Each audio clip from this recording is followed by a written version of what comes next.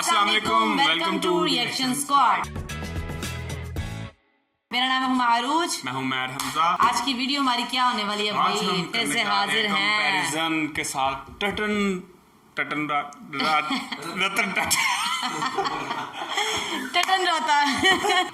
आज हम करने जा रहे हैं मुकेश अंबानी और रतन टाटा के कंपैरिजन। देखते हैं रतन कि टाटा जी, ओ माय बिल्कुल। गॉड, और मुकेश अंबानी का कंपैरिजन कौन नहीं देखना पसंद करेगा इंडिया भाई? की दो सबसे बड़ी general legendary Powerful। Powerful general personalities हैं। आज उनका कंपैरिजन देखेंगे और देखेंगे कि हमें क्या क्या इन्फॉर्मेशन मिलती है उनका कंपेयर करके। तो बिना टाइम वेस्ट कीजिए स्टार्ट करते हैं। लेकिन तो स्टार्ट start करने से करते पहले हैं। चैनल को सब्सक्राइब कर लीजिए, वीडियो को लाइक कर दीजिएगा, कमेंट में जरूर बताइएगा कि और कौन कौन सी पर्सनालिटीज का आप कंपैरिजन चाहते हैं। तो चलिए स्टार्ट करते हैं हम इस मुकेश अंबानी और रतन टाटा। दोस्तों, इनाम सुनते ही दिमाग में नोटों की गड्डियां और आलीशान रहन सहन तो आ ही जाता होगा, क्योंकि Definite। आखिर ये लोग देश के सबसे अमीर लोगों की फहरिस्त में शुमार हैं। किसी ने टेलीकॉम जगत से लेकर पेट्रोलियम तक अपने पैर पसारे हुए हैं, तो कोई देश भर में लोहे, नमक और ऑटोमोबाइल के लिए सबसे ज्यादा जरूरी है। इन दोनों इंसानों के बीच व्यापार की प्रतिद्वंदिता देखने को तो मिलती ही रहती है, लेकिन आज हम बात करने जा रहे हैं मुकेश अंबानी और रतन टाटा के रहन सहन के बारे में कि आखिर कितनी आलीशान जिंदगी है इनकी और आखिर इस रेस में कौन आगे है और कौन पीछे। तो आप बने रहिए हमारे साथ इस वीडियो के अंत तक। दोस्तों, ये बात तो साफ है कि अमीरी के मामले में मुकेश अंबानी रतन टाटा से आगे हैं, जबकि कंपनीज की बात करें तो दुनिया के दूसरे सबसे महंगे घर के मालिक मुकेश अंबानी के पास 6 कंपनियां हैं। वहीं सिंपल लिविंग पसंद करने वाले रतन टाटा रहते तो सिंपल से बंगले में, लेकिन इनके पास 135 से ज्यादा कंपनियां हैं। रिलायंस इंडस्ट्रीज जहां लिमिटेड सेक्टर में ही काम कर रही है, वहीं टाटा ग्रुप लगभग हर क्षेत्र में काम कर रहा है, जैसे स्टील, केमिकल, आईटी, ऑटोमोबाइल इत्यादि। तभी तो सब्सिडीज कंपनी ज्यादा होने के चलते टाटा कंपनीज का मार्केट कैपिटल रिलायंस कंपनी से ज्यादा ही रहता है। अब आप सोच रहे होंगे कि फिर मुकेश अंबानी रतन टाटा से इतने अमीर कैसे हुए? तो बता दें कि आज एशिया के सबसे अमीर शख्स का टाइटल मुकेश अंबानी के पास है, और उसकी वजह है रतन टाटा की दरियादिली। क्योंकि अगर रतन टाटा अपनी पूरी दौलत अपने हाथ में ले लें तो वो भी बन सकते हैं एशिया के सबसे अमीर इंसान। लेकिन आखिर उन्होंने ऐसा क्यों नहीं किया? चलिए जानते हैं इसके बारे में। तो बता दें कि मुकेश अंबानी रिलायंस में 48% शेयर के मालिक हैं। जब लगभग आधे शेयर ही उनके नाम है, तो जाहिर सी बात है कि कंपनी की वैल्यू बढ़ने से आदमी की वैल्यू बढ़ती थी। इसीलिए सितंबर 2020 में मुकेश अंबानी का नेटवर्थ 88 बिलियन डॉलर्स हो गया। वहीं रतन टाटा की बात करें तो वो कंपनी में 1% से भी कम शेयर के मालिक हैं, क्योंकि उनकी कंपनी का 66% शेयर उन्हीं की कंपनी के अलग अलग ट्रस्ट, जैसे sir Ratan Tata trust, sir Dorabji trust, Tata education trust जैसी संस्थाओं को डोनेट किया जाता है, जो इंडिया की education, health, livelihood generation, art and culture जैसे अलग अलग सेक्टर्स में काम कर रहे हैं। रतन टाटा अपने फैमिली वैल्यू को आगे बढ़ाते हुए अपनी कंपनी का 2/3 हिस्सा देशवासियों के लिए दान कर रहे हैं। अगर चैरिटी वाले शेयर भी वो अपने नाम कर लें तो वो सिर्फ इंडिया के ही नहीं बल्कि एशिया के भी नंबर 1 रिचेस्ट पर्सन होंगे। दूसरा बड़ा कारण है जैसे खर्चे वैसे चर्चे। दोनों के पास घर, गाड़ी, पैसा सब कुछ है, लेकिन एक के बड़े हैं खर्चे तो दूसरे के कम होते हैं चर्चे। कहते हैं जो दिखता है वही बिकता है। ऐसा ही कुछ अंबानी के साथ भी है। दुनिया भर में उनके चर्चे हुए जब उन्होंने अपनी बेटी की शादी पर 110 करोड़ रुपए खर्च किए। बीवी को एक नहीं बल्कि 3 बार 1000 स्क्वायर फीट का बंगला, करोड़ों का आलिशान प्राइवेट जेट और कई लग्जरी कार गिफ्ट की हैं, जिनके भी खूब चर्चे हुए थे। मुकेश अंबानी के पास एक स्पेशल याट भी है जो सोलर ग्लास रूफ से बनाई गई है, जिसकी कीमत 700 करोड़ रुपए थी। उसकी तरह ही एक लग्जरी लाइफ जीती है नीता अंबानी। और तो और मुकेश अंबानी ने तो अपने नौकरों को भी लग्जरी लाइफस्टाइल की सुविधा दे रखी है। वहीं दूसरी तरफ रतन टाटा जी की बात करें तो वो शुरू से ही सिंपल लाइफस्टाइल पसंद करते रहे। उनका घर काफी सिंपल और एलिगेंट है।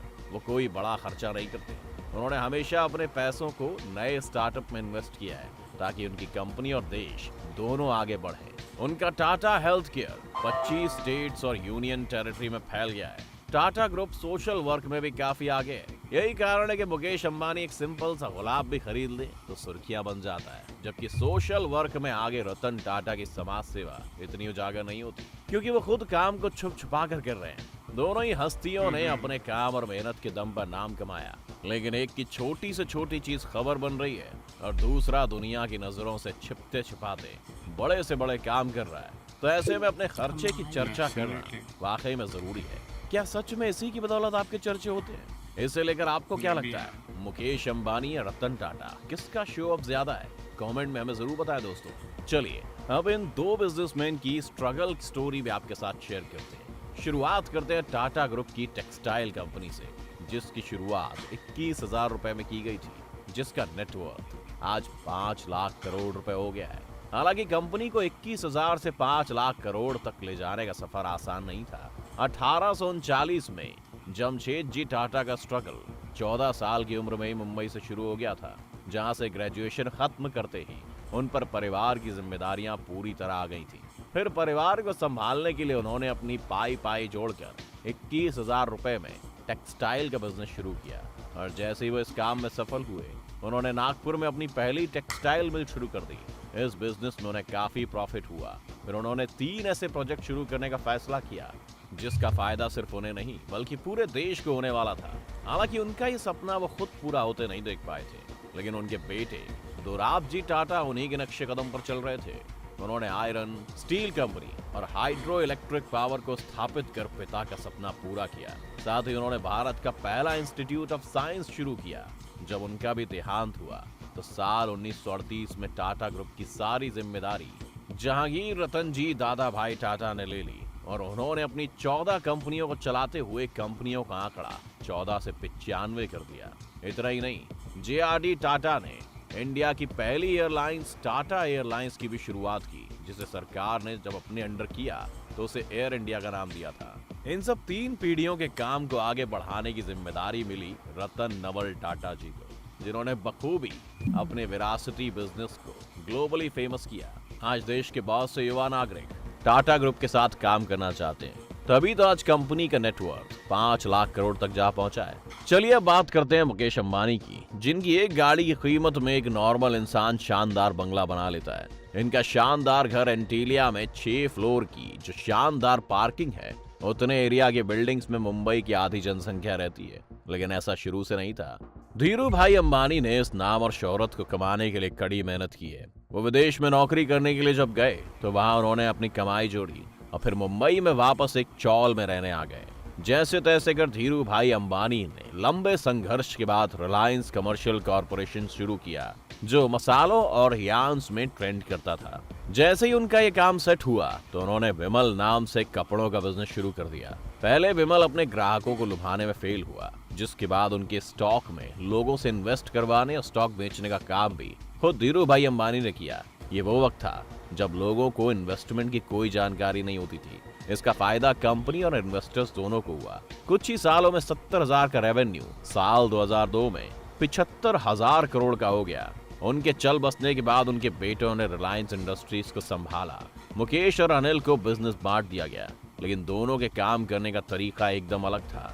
जहां अनिल अंबानी ने कहा कि उनका नेटवर्थ 0 हो गया, वहीं मुकेश अंबानी का नेटवर्थ 9,000 करोड़ डॉलर से भी ज्यादा पहुंच गया है। तो दोस्तों, ये थी भारत की 2 सबसे अमीर इंसानों की कहानी। आपको बतौर इंसान रतन टाटा और मुकेश अंबानी में कौन ज्यादा बेहतर लगता है? हमें कमेंट करके जरूर बताएं। जी, उनका जो लास्ट वाला क्वेश्चन है उसका आंसर दे सबसे पहले जरा।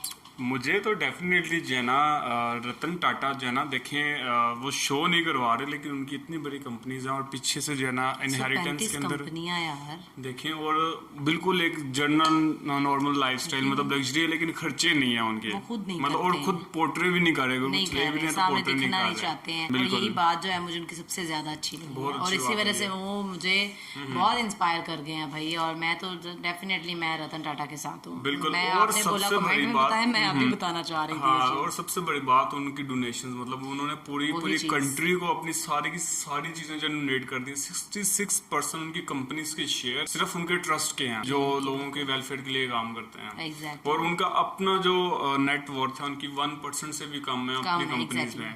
और मैं कहता हूँ बहुत बड़ी बात है, और इस अपने जो ना बिजनेस को जो आपके पूर्वजों ने जो है ना, जिसको अपने आपने इनहेरिट किया हो, उन आपके सब चीजों अजादात संभाल के लेके बिल्कुल, आ रहे हैं और उसी को आगे एज इट इज लेके चल रहे हैं। ये बहुत बड़ी बात और है। उसमें से भी उन्होंने डोनेशंस जो है ना वो निकाली हैं, सब चीजें। डोनेट किए अपने शेयर्स को, तो बहुत बड़ी बात है, बहुत बड़ा डिसीजन है।